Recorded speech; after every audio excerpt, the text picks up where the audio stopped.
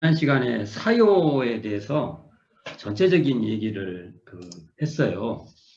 그래서 제가 사요를 하는데 사요만 따로 보는 것은 맞지 않다. 사요도 결국은 사은의 또 다른 모습이다. 이게 그 사은에 보은하는 그 지점, 그 에너지를 우리가 보통 인간 사회의 관점, 인간 사회의 측면으로 다시 보면 그게 다시 봐서 말씀해 준 게 사요라고 저는 읽어보고 싶어요. 그래서 자세히 보면 사은을 하면은 사요해야 돼요. 근데 왜 대종사님이 사은만 해도 되잖아요. 그렇게 되면 이렇게 말하면 뭘 이렇게 반복적으로 그렇게 사은하고 사유하고 그러냐 이렇게 말할 수 있는데, 그렇지만 거기에는 소태산 대종사의 그 미래관이 있다고 봅니다. 그러니까 우리가 같은 것도 이것을 다른 면으로 또 설명해 주면 상보적 설명이 돼요. 근데 저는 사은의 천지, 부모, 동포, 법률은 사실은 왜 4개만 해요? 하면은 더 훨씬 많이 할 수 있지 않습니까? 근데 그렇게 정해주신 그 뜻이 있는 거죠. 그걸 저희들이 잘 읽어내야 된다고 봅니다. 그 미래와 관계가 있다고 봅니다. 물질 문명이 발달되는 세계, 또 다른 말로 하면 물질 개벽의 시대에 정신 개벽의 그 방법을 제시해 준 게 바로 사은의 천지성. 천지의 문제에 대한 고민이 미래 문명이 없으면 미래 문명은 위태롭다. 부모성. 소태산 대종사가 말하는 부모라는 것은 부모의 진리성이에요. 부모의 진리성. 이게 미래 문명에 그것을 우리 동아시아에서 부모라고 하는 것을 번역을 하면 어떻게 번역이 될지 모르겠어요. 제가 말씀드려본 대종사님께서는 부모성을 3가지로 부모의 진리성을 3가지로. 첫째가 낳아주신 거, 태어나게 해준 거. 2번째가 길러주신 거. 3번째가 가르쳐 주시는 거. 이 3가지인데 이게 이 지점, 태어나게 해준 우리의 인연에 수도 없는 우리 인생에서 나를 태어나게 해주는 것이 있어요.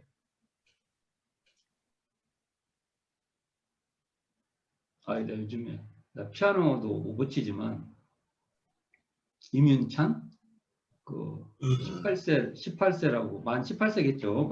우리나라 나이로 하면 한 19세 이게 될 건데, 와. 하지만 한 사람이 태어나는 것에는 부모가 많아요. 태어나게 해준 부모가 한둘이 아니에요.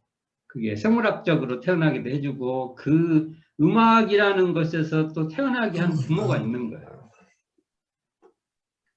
그러니까 그 부모성 또 길러주잖아요. 또 가르쳐주잖아요. 직접 가르치신 분도 있고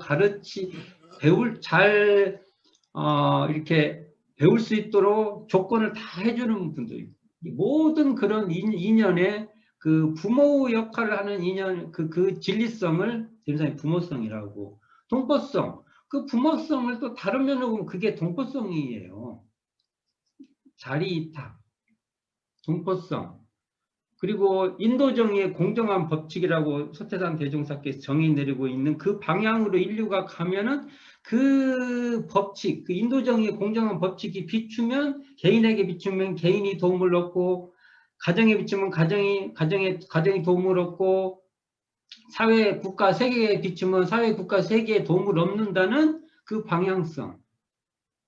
그건 엄청난 거죠. 우리가 지금 앞으로 미래 문명에 특히 소태산 대종사 가르침에 관심이 있는 사람들은 이 미래성이 뭐냐고 물어보면 저는 천지의 진리성, 부모의 진리성, 동포의 진리성, 법률의 진리성 이걸 봐야 되는데 이것을 다시 한번 인간 사회라는 인간 문명이라는 이 지점에다가 초점을 맞춰서 그걸 다시 한번 읽어주면은 그게 자력양성, 지자본이, 타자녀 교육, 공도자 숭배라는 사유다. 이렇게 봅니다. 그래서 우리가 이게 요라는 거 있잖아요. 요, 이렇게 사요제 요, 긴요, 요긴, 뭐, 기타, 그런 식으로 쓰이잖아요. 근데 이게 마치 그 요라는 게 요새, 뭐, 요새 중요하잖아요. 요새. 그 뭐, 길목에 성 하나가 있으면, 요새 하나가 있으면 거기에 몇 명이 뭐, 만 명을 상대할 수 있다. 뭐, 이런 얘기도 하고 그러지 않습니까? 근데, 이 요는 그걸 제가 비슷한 말이 그 얘기를 하더라고요. 문돌이라고 하잖아요. 이렇게 문에, 옛날 문 보면 이렇게 이렇게 이렇게 끼워서 문이 왔다 갔다 할 때 문돌이 역할, 그것도 요하고 같은 거다. 그래서 그 부채 보면은 부채를 쫙 피울 때 이렇게 가운데 있잖아요. 그 모아놓는 거. 거기 없으면 부채가 안 되잖아요. 그러니까 이 요라는 것은 그게 있으면 그것을 그 핵심 거기를 잡으면 다른 기능을 다 할 수 있다는 거잖아요. 그게. 네.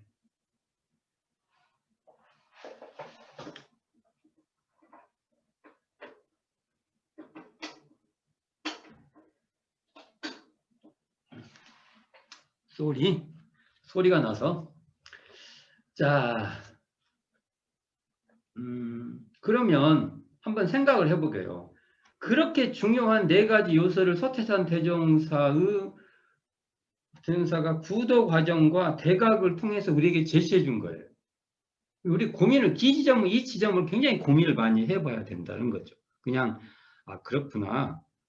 그러면 사유에서 사운만 할 필요가 없게, 오운도 있고, 육운도 있고, 막, 그래야잖아요. 그래서 우리가 농담으로 문학적으로 설명할 때, 또 하나 은혜가 있다고 해서 하나씩 붙여요, 자기가. 재미로. 오운이 있다면 나는 뭘 붙이겠다. 이제 이게 문학적 표현이죠. 이게 중요하다고 하면서 붙이는 거지 않습니까, 이게. 근데, 한번 생각을 해보게요. 우리가 대종사님께서 고민을 하셔서 사은해주고 그 사은에 맞춰서 또 사요를 해주신 것 같아요. 근데 이 지점은 첫째가 자력양성이고 둘째가 지자본이, 타자녀 교육, 공도자 숭배. 근데 지난 시간에 제가 자력양성과 공도자 숭배가 굉장히 쌍이 된다. 그리고 지자본이하고 타자녀 교육이 쌍이 된다. 우리가 지자본이하고 타자녀 교육을 실천론으로 말할 때 일상정의요법에서 배울 줄 모르는 사람을 잘 배우는 사람으로 돌리자, 가르칠 줄 모르는 사람을 잘 가르치는 사람으로 돌리자 해서 배우고 가르치는 쌍으로 돼 있어요. 배우고 가르치는. 인류 문명이 닿을 때까지 이 두 가지는 아마 벗어나지 않을 것 같습니다. 얼마나 잘 가르치고 얼마나 잘 배우고 잘 가르치는 그 조직, 그러한 그 모임들, 거기는 융성할 거예요. 우리 그 몽불교도 보면 소태산의 가치를 얼마나 잘 배우냐. 소태산 대종사가 꿈꿨던 포부와 경륜을 우리가 얼마나 잘 또 가르치냐. 여기 결정타죠. 근데 인류 문명도 마찬가지라는 거죠. 그래서 나중에 이제 원문을 읽어보면 나오지만 타자녀 교육의 문명 얘기가 나와요. 그러니까 인류가 어느 방향으로 가냐 결정타죠. 근데 이건 배우고 가르치는데 결정되고, 그거 소태산 대종사가 딱 고정해 준 거 하나가 자력이고 또 하나가 공도라는 겁니다. 이걸 이제 우리가 이 언어를 어떻게 현대어로 바꾸어 볼 수 있을까? 자력. 그때 지난 시간에도 말씀드렸지만 자력은 권리와 굉장히 관계가 있다. 자력이라니까 스스로 잘해요. 이 정도 수준에 머물러 버리면 대행사님 뜻을 그렇게 틀린 말은 아닌데 틀린 말은 아니에요. 그러나 거기에 멈춰라는 게 아니죠. 이 자력이라는 것은 그래서 저희들이 이게 이런 그 사유도 다 이론상 진리하고 이론상 자료하고 연관해서 이해는 여기서 말하는 자력이라는 것은 우리가 이론상 성품에 근원한 자력이에요. 이러한 자력이 간단하게 그중 하나가 권리. 우리가 사람으로 태어나면 사람으로 태어난 권리가 있고 그 권리를 나도 지켜야 되고 타인의 권리도 보장돼야 돼요. 이런 권리의 문제와 함께 자력을 논의해 줘야 된다는 거죠. 자기의 권리가 없는 사람은 미래 사회에서 주인이 될 수 없습니다. 삶의 주역, 삶의 어떤 그 주체가 될 수가 없다는 거죠. 그런 의미에서 자력 엄청 중요합니다.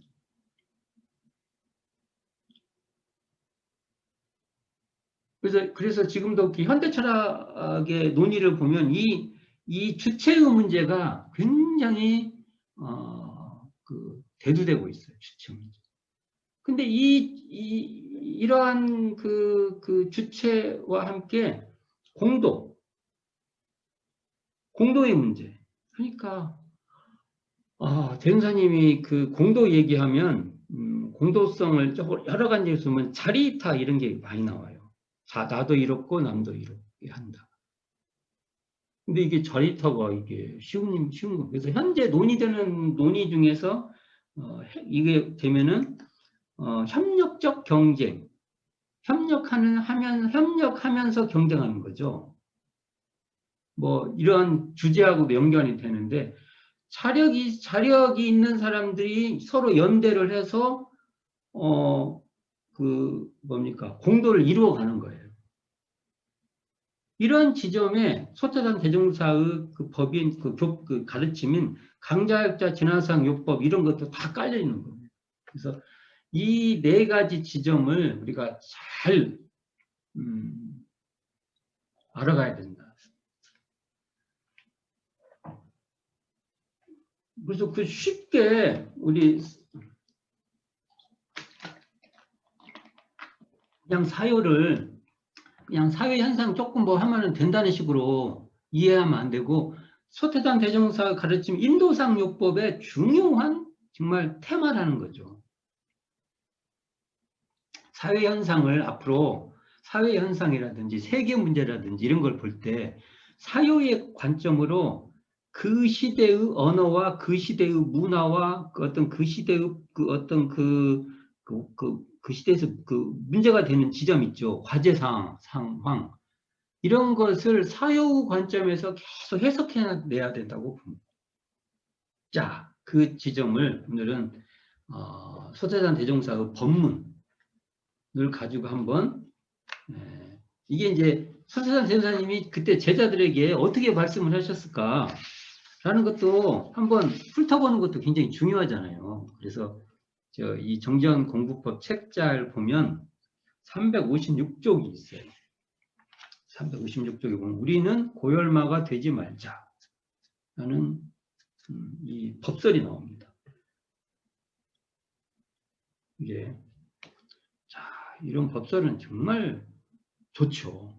우리가 많이 읽을 수 있게 됐으면 좋을 것 같습니다. 고혈마가 요즘 여러분한테는 뭐라고 해야지? 드라큘라라고 해나? 드라큘라 하면 또 요즘 바뀌잖아요. 뭘로 바뀌나요? 그러니까 전신이 요즘은 이제 문학적 그 상상력에 의해서 막 바뀌잖아요. 단순히 흡혈만 하는 게 아니고 이제 뭐 이제 막 좀비 막 여러 가지 형태로도까지 바뀌는. 근데 이 고열마라는 법설을 하십니다. 이게 1935년도, 그러니까 1935년도라는 것은 그 이후에 군국주의로 일본이 넘어가요.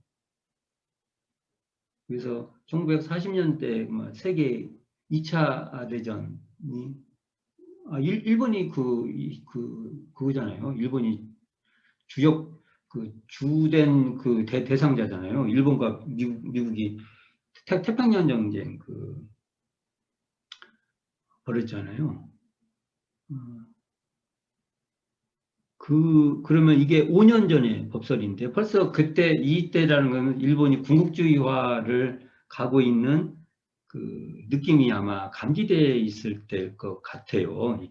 이런 것도 이 법문이 어느 시대에 어느 상황에서 했는가를 우리가 좀 이제 앞으로는 좀 연구해 볼 필요가 있습니다. 1935년 이때, 1935년 이게 1월, 그러니까 이 전후에 일제강점기에 그다음 세계 정세에 대한 어떤 논의, 그러니까 조선 이 안에서의 일제강점기 때의 정치적 상황, 사회적 상황과 또 세계적 관계까지를 보고 이 본문을 이해를 하게 되면 훨씬 좋을 것 같은데 제가 이제 그 능력은 안 돼요.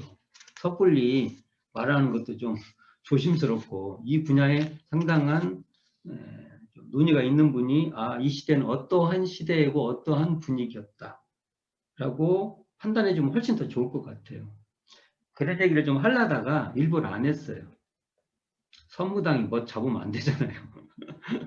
그런데 이걸 보면 굉장히 우회적으로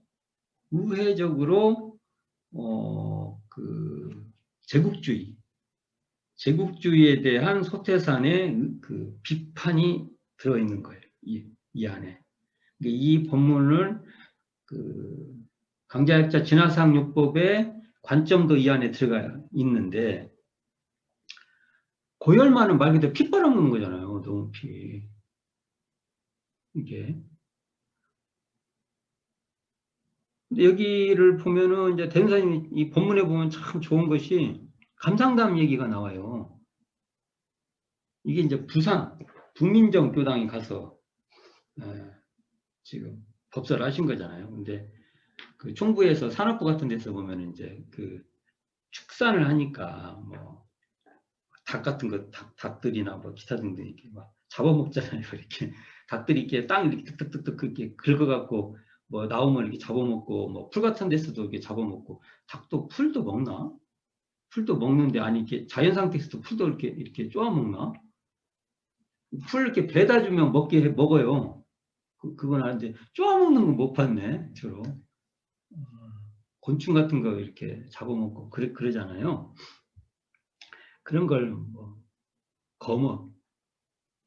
거머리 뭐 이런 것도 지렁이 뭐 이런 것도 잡아먹고 이걸 쭉 이렇게 이야기를 하면 근데 이제 닭을 또 누가 잡아먹냐면 뭐 개도 잡아먹는가 돼지가 닭을 잡아먹어요?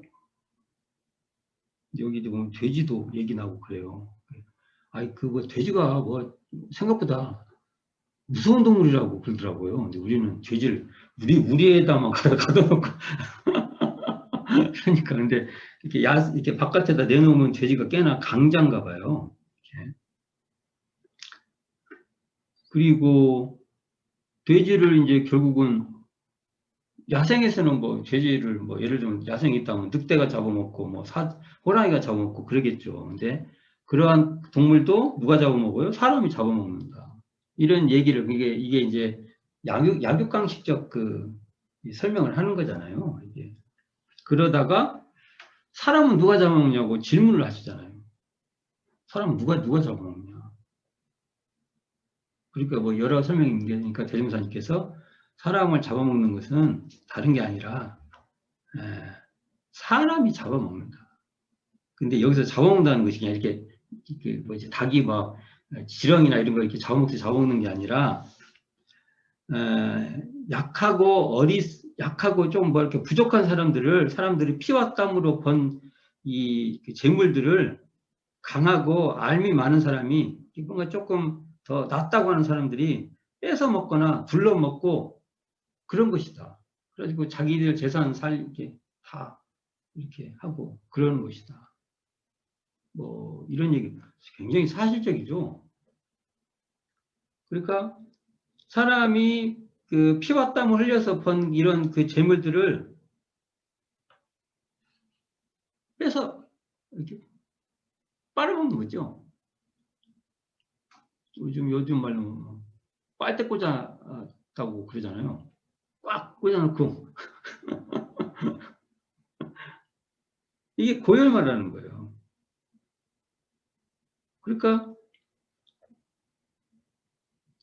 저쪽 사람을 이렇게 해롭게 해가지고 자기 이익을 도모하고 자기는 편안하게 앉아서 남에게 여기서 의뢰라는 것이 그냥 붙어먹는다는 그런 정도가 아니라 빨대 빨아놓고 착취하는 거예요.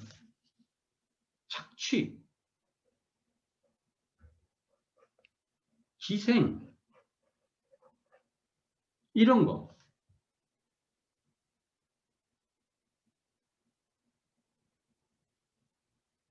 이제 이게 얼마나 중요하냐면 이런 인식이 대선생님 지금 말씀하시잖아요. 우리의 삶이 고열마가 돼서는 안 된다. 그러면서 이제 무슨 말씀을 하시냐면 부모하고 자식의 관계도 부모의 처지에서 자식한테 쉽게 봐서 빨대 빨아먹고 그런 부모도 있죠. 요즘은 자식들이 많죠. 자식들이 부모한테 의존해서. 요즘은 막 그런 현행 우리 현실이 좀 그런 면이 많죠. 근데 여기서는 단순히 이렇게 개인적인 문제로만 이것을 보면 안 돼요. 그러한 사회 구조가 됐다는 거예요. 그렇게 살 수밖에 없는, 개인도 그렇지만 그런 사회 구조가 그런 의뢰할 수밖에 없는 기생할 수밖에 없는, 또는 어떤 사회 구조가 착취하는 구조가 너무 정당화되어 버리는 그러한 사회, 이런 까지 생각을 해야 되는 거죠. 그래서 대행사님이 또 뭐라고 하냐면 그때 당시에 도지사 얘기를 하는 거예요. 도지사가 그 도지사 직으로 그냥 자기 연봉이나 받아먹고 자기 가족들만 호의호식하는 그걸 통해서 이런 것도 참 고열마다고 보는 거예요. 이게 권리를 가지고 있는 사람들이 그렇게 하면 다 고열마다. 자기의 이익만 도모하면 고열마다. 그러니까 공도라는 의식이 없으면은 고열마로 보시는 거예요. 이런 본문은 굉장히 중요한 대인사님이 하신 말씀이에요. 이게 공도의식, 이게 더불어 함께 살려고 하는 그런 의식이 없이 자기의 이익만 도모하면은 이것이 고열만 거예요.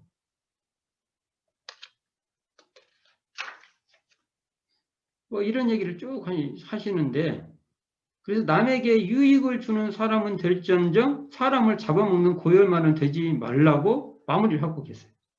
이것을 어떻게 읽어야 되냐 이거죠. 여기서 이제 의례생활, 우리가 타력생활 다른 말로 하면 의례생활이에요. 의례생활. 타력생활을 자력생활로 돌리자. 이렇게 지금 자력양성을 강령적으로, 실천강령으로 말하면 이렇게 되잖아요. 그러니까 여기서 의례생활은 한편으로는 정말 없어가지고 자기 개인의 그것이 자력이 없어갖고 기생하는 것도 이 타력생활이고요. 착취하는 것도 타력생활입니다. 착취. 우리가 사유의 자력양성의 의례생활 이렇게 읽어야 될 거예요. 이 본문에도 보면 자력생활 하는 사람들은 착취하지 않아요.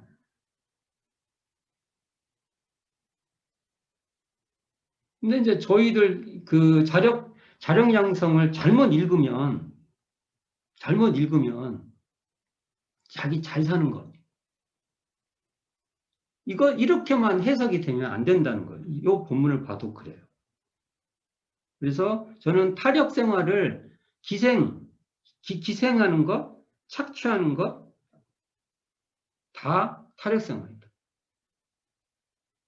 자력 생활은 내가 남한테 부담을 안 주려고 이렇게 부담을 주잖아요. 충격 힘들게 그렇게 않는 것도 되지만 남을 착취하지 않는 것도 자력 생활입니다. 그래서 이 본문이 우리는 고혈마가 되지 말자는 이 본문이 자력 양성과 공도자 숭배를 이해할 때 굉장히 중요한 본문입니다. 라고 이 본문을 읽어보고 싶어요. 싹 읽어보고 싶으나 너무 길어서 안 읽어보는 건데 이 교재 정전 공부법의 이 356쪽에서 358쪽 그 사이에 지금 그 원문이 실려져 있어요. 좀 읽어봤으면 좋겠고요. 제가 이게 좀 뭐 써놓은 거 있는데 한번 읽어볼게요. 아마도 일제강점기 고열마의 강약관계에 대한 신랄한 평일 것이다. 뭐가요? 우리는 고열마가 되지 말자란 이 법설이요. 무자력할 때를 제외한 의례생활은 타인의 노고에 기생하는 고열마이며 권력 있는 자가 피땀으로 이룬 타자의 노고를 착취 강탈하는 것은 더 큰 고열마다. 그러니까 기생과 착취가 다 고열마고 이게 바로 타력생활이라는 겁니다. 타력생활을 너무 소극적으로 해석하면 안 된다는 거예요. 타인의 권리를 뺏는 것은 고열마다. 권리를 주장하기 위해서는 자력생활을 해야 한다. 이게 내 권리를 확보한다는 것이 자력이 있어야 가능해요. 그러니까 대행사님께서 미래사에서 자력이 있어야 된다고. 자력과 권리는 연동되어 있으며 자력과 의뢰는 상반된다. 그러니까 자력과 권리, 내 권리를 확보하는 자력이 있어야 되죠. 근데 자력과 의뢰, 아까 같이 의뢰 생활은 다른 말로 하면은 기생하고 착취하는 이것과는 또 상반되죠. 그런 면에서 이 자력 양성을 읽어봐야 됩니다. 현행 우리 원불교 교단에서 자력 양성을 너무 소극적으로 해서 되고 여기 있는 우리는 고열마가 되지 말자는 정도로도 해석이 안 되고 있어요. 이건 대종사님의 법설이에요. 대종사님이 말씀하신 이 법설보다 우리가 해석이 안 되면 안 되죠. 우리의 자세가. 그렇게 봅니다. 많이 읽어봤으면 좋겠어요. 지금 같으시면 아마 이걸 굉장히 더 신랄하게 말씀하셨을 거예요. 근데 안 되니까 닭이나 뭐 이런 거 비유해가지고 여기 그래도 도지사 비유하고 뭐 면장 막 이런 것도 분수 면장도 나오고 그래요 여기에. 그리고 우리들 태도 나와 여기 보면 이것도 재밌어요. 남을 가르쳐 준다는 사람들로서 만일 회원에게 가르침과 유익 주문 없이 의식이나 회원에게서 얻어 입고 얻어 먹는다면 그는 회원의 고열을 빨아먹는 셈이니 이렇게. 이 어찌 양심을 가진 사람은 참아할 바이랴. 우리한테 하는 소리예요. 교무들한테 하는 소리예요. 저희들이 이 자력 양성에서 굉장히 잘못되면은 쉽게 말해서 교도님들한테 이렇게 빨대 이렇게 꽂아서 이렇게 빨아먹고 사는 저희들이 고혈 교무가 될 가능성이 상당히 있다. 경고하시는 거잖아요. 이게 대행사님도 여기 당신의 얘기 나왔고 당신은 항상 그런 거하고 살펴보신다는 게 뒤에 쭉 나와요. 그래놓고 맨 뒤에 그쪽 뭡니까? 부산, 그때 당대 부산 지역에 김기천 삼사님이죠. 삼사님이 하단교당 교무로 계셨고,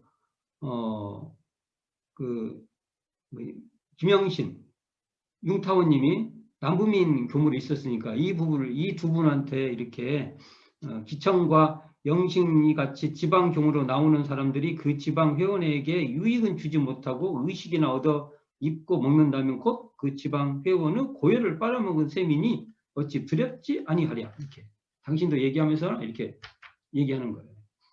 그러니까 이 법문에서 의례생활, 타력생활을 소극적으로 그냥 스스로 잘해요. 이 정도로 해석하지 말고 이것을 타인의 피땀을, 그러니까 이건 권력과 관계가 있습니다. 그리고 그 사람의 권리를 이렇게 뺏는 거죠. 그런 면으로. 그래서 교단의 자력 양상이 많이 돼야 한다고 봅니다. 개 교당에 제가 추가의 모든 사람들이 자력자로 자력을 양성하는 것이 한편으로는 그분들이 해야 될 의무예요. 자력은. 하지만 또 한편으로는 그건 권리입니다. 자력자로 이렇게 이렇게 인정, 그렇죠. 그것을 교도들이 갖고 있는 권리를 우리가 어느 절차 없이 함부로 마음대로 하면 안 돼요. 그래서 교당에서 교무가 말하면 왜 그걸 안 들어? 이렇게 말하는 것도 자력 양성, 자력이라는 관점에서 자력 침범이 될 가능성이 있어요. 그러니까 절차에 맞춰서 해야 된다는 거죠. 그런 의미까지 자력 양성을 논의해야 된다.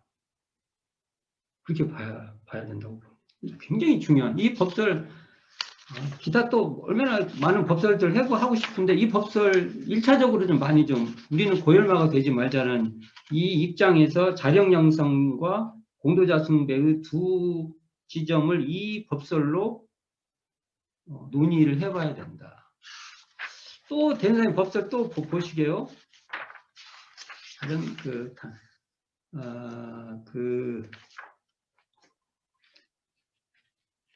타자냐 교육의 관점에서 이 책 386쪽에 보면 타자녀 교양법을 실행하자. 이게 시창 26년도 사업보고서에 실린 내용인데 이걸 제가 대충 읽어볼게요. 시창 26년 4월 5일 예외 때 소태산 대종사 대중을 향하여 말씀하여 가라사대 고아원 같은 사업은 일반 사회의 경영으로서 충분한 계획을 세우고 있으니 무의무탁한 고아들은 본회가 아니라도 사회기관이 양성할 것이나 지금 조선의 생활 상태가 부모는 있으면서도 또한 의탁할 곳 없는 자녀. 부모가 있는데 그냥 부모가 돌보지 못한다는 그런 소리죠. 쉽게 말해서.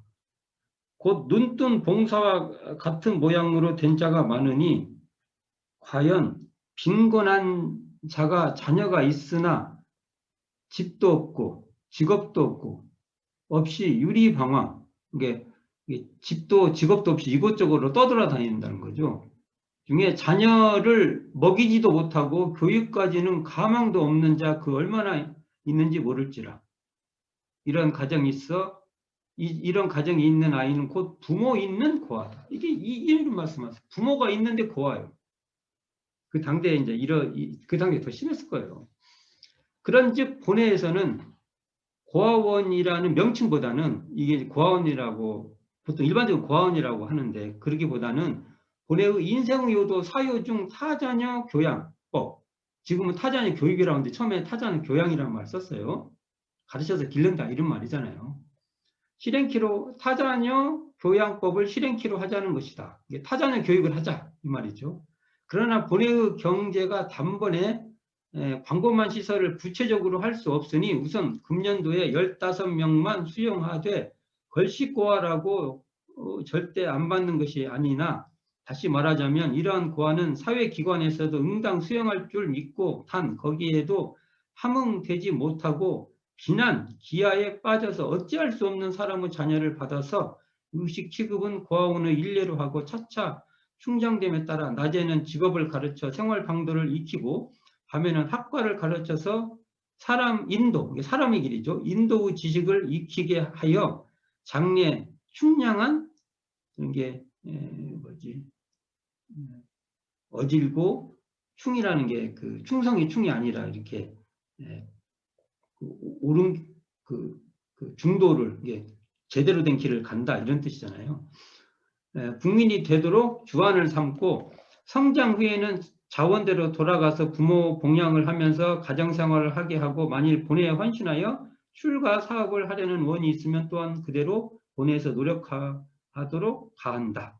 요컨대 차례 걷을 때에는 부호, 도와서 보호함, 이게 부호라는 게 상부상조할 때 부죠. 그리고 보할 보, 부호 교양, 가르쳐서 기른다는 뜻이죠. 부호 교양하고 자력이 생긴 후에는 자원, 자기의 뜻에 맡긴다는 것이다. 대중은 이 뜻을 자세히 알라 하시더라.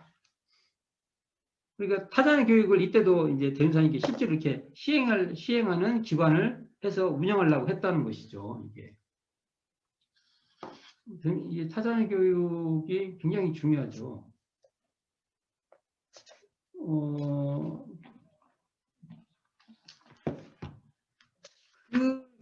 그리고 저희들이 대운산이 우리 전통적 법설에 보면 타자녀 교육을 하는 방식으로 그걸 해요. 뭐냐면 음부 시녀 결의 그 단계, 그러니까 음부모 시자녀 이렇게 되죠. 이게 저희 때만 해도 음부모님 계시고 그랬어요. 요즘은 그냥 제도가 어떻게 돼 있는가 모르겠어요. 대운산 당대에는 대종사님은 남녀에 관계없이 음부, 음모, 음부 다 이렇게 맺을 수 있고, 나머지는 남자는 남자끼리, 여자는 여자끼리 이렇게 맺은 것인데, 이게 뭐냐면 한편으로 후진을 교육시키는 제도였어요. 후진을 음부모가 이렇게 후원해서 길러내는 것이죠. 또 한편으로는 그렇게 큰 사람들이, 이분들이 노후가 됐을 때 공도자 숭배같이 잘 이렇게 또 그런 기능으로 음부모 시자녀법을 시행하게 됐어요. 대운사님이 이런 제도도 해보고 저런 제도도 해보신 거예요. 또 사요에서 중요한 게 뭐냐면 기념제. 우리가 대운사님 당대 때 기념제가 사기념제가 있어요. 사기념제도 있고, 그다음에 유공인 유공인을 기념하는 것도 있고, 여러 그래서 8종류의 기념예가 있는데, 그걸 보통 8대 기념일 이렇게 얘기를 하는데, 그때 기념을 하고 나면은 그 기념비 있죠. 기념비. 우리가 요즘도 헌공하잖아요. 근데 그때는 이게 내면은 그 돈을 적절한 선을 가지고 그 적정한 돈으로 행사에 충분하게 음식도 장만하고 그래야 하잖아요. 또 먹을 것도 먹고 기념 행사도 해야 되고 하니까. 그리고 나머지 돈은 저축을 해요. 그게 상조조합이 있으니까 거의 저축을 해서 그것을 공도사업에 쓰도록 했던 거예요. 이 정신이 우리의 현재 문화에서 많이 약화됐죠. 이게 기념일마저도 사요의 정신으로 했던 거예요. 이게 우리가 만일 예를 들어서 사기념일에 지금 뭘 가지고 했다 그러면 올해 우리가 보면 평화운동에 돈을 쓰자, 또는 에너지 정책에 돈을 쓰자. 그랬으면은 그런 돈들을 그렇게 모아서 그런 데 목적 사업에 쓰는 거예요. 그 당대는 공도 사업에서 공익 사업에서 이런 돈들을 모아서 보화당을 세웁니다. 그러니까 이런 사료를 가지고 뭐든 계속 하시려고 했던 것이죠.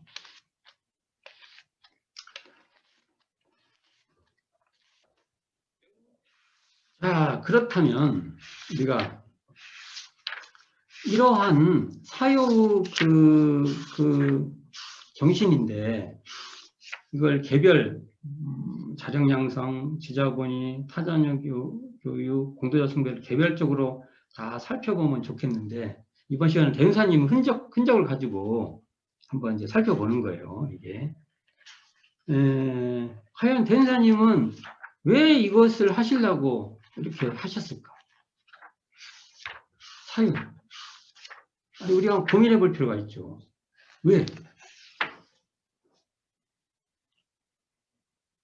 대은사님 대가 가셔서 그런 거예요. 대가. 우리가 이런 데도를 대은사님께서 대가 가셨다고 하시면 이런 데도의 입장에서 이런 데도의 이 원만 평등한 이 자리를 실제로 이 문명사회에 시행하기 위해서는 반드시 사유가 필요하다는 것을 절감하시는 거예요.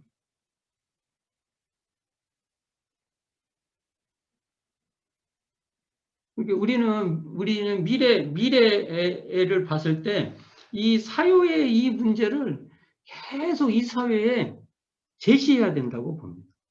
우리는 과연 진정으로 자량 양성을 하고 있는가? 아까 같이 기생하는 것뿐만 아니라 지금도 젊은 청년들이 기생할 수밖에 없는 사회 구조가 되고 또는 착취해서 사는 것이 마치 막 잘 살고 승자다. 이런 분위기가 있으면은 우리는 반드시 메시지를 내야 돼요. 그것은 타력 생활이다. 자력 생활이 아니다라는 메시지를 내야 돼요, 우리가. 대종사님이 이 원만 평등한 이 일원상 자리를 깨쳐서 이 사회를 앞으로 어떻게 살 것인가를 논의했을 때 나오신 자력 양성에 안 맞으니까.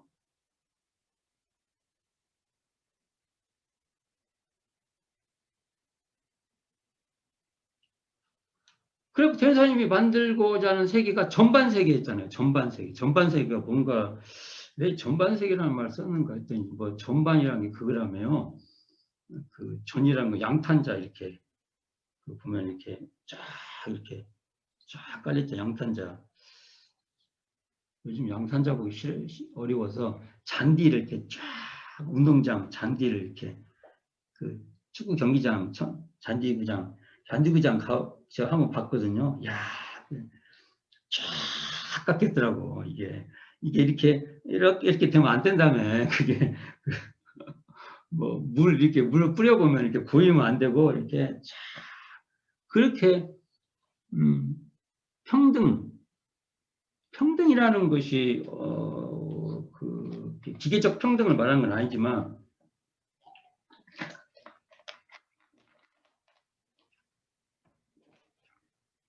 어쨌든 그 원만 평등한 세계 그게 전반 세계죠. 그 전반 세계를 이루기 위해서는 강자 약자가 진화돼서 서로가 영원한 강자가 되도록 그 방향으로 가는 거죠. 이런 걸 하기 위해서 우리는 이것과 위배되는 현 사회적 문제가 발생되면 사유의 이 가르침에 따라서 우리는 분명히 이 사회에 법문을 해야 됩니다. 해야 된다고 봅니다. 그래서 우리가 공도 우리가 보통 대현사님께서 이것을 자리타의 세계라고 하는데 이 세계를 위해서 어떻게 해야 될지 그렇게 가야 맞다고 봅니다. 대현사님 법서를 많이 뭐 얘기하고 싶으나 여기 보면은 이 책자에 조금씩 나와요. 그래서 좀 읽어보셨으면 좋겠고, 사요가 일원상 진리의 근원에 있고, 사은을 우리 인간 사회에 다시 말한 거니까, 사요의 가르침이 진행되면 진행될수록 이 사회는 원만평등한 사회가 된다. 그리고 개교 동기에 광대무량한 낙원을